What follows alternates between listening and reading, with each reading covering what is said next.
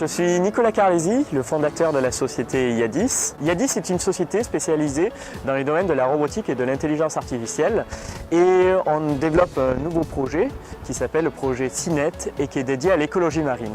On a conçu, fabriqué et on commercialise à présent un petit robot qui s'appelle le Jellyfishbot. C'est un robot entièrement électrique et qui a la capacité de collecter tous les déchets flottants et les hydrocarbures qui sont à la surface des plans d'eau, notamment les zones portuaires.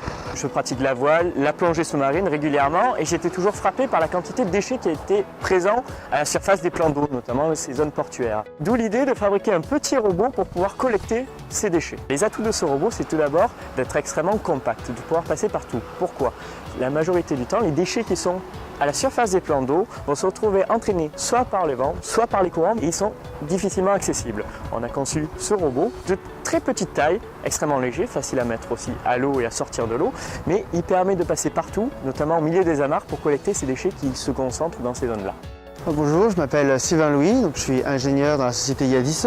Je suis titulaire d'un doctorat en robotique sous-marine. On est très intéressé par le 5G, c'est pour ça qu'on a postulé pour le Challenge 5G où on a été retenu. Le Challenge 5G, donc en partenariat avec Orange et la ville de Marseille, c'est un challenge où Orange nous accompagne en nous fournissant donc matériel et réseau et savoir-faire pour pouvoir expérimenter dans notre domaine. Actuellement, le robot est radiocommandé par un opérateur, donc ça peut s'apparenter à un outil. On veut le faire monter de plus en plus vers un objet connecté, c'est-à-dire un robot qui va continuer à nettoyer les ports, à la fois les déchets et les hydrocarbures, mais aussi ramasser d'autres données. Et l'idée, c'est que ce robot soit multifonction et qu'il puisse envoyer ces données-là à une station de base qui est par exemple située dans la capitainerie pour pouvoir avoir toutes ces données en temps réel.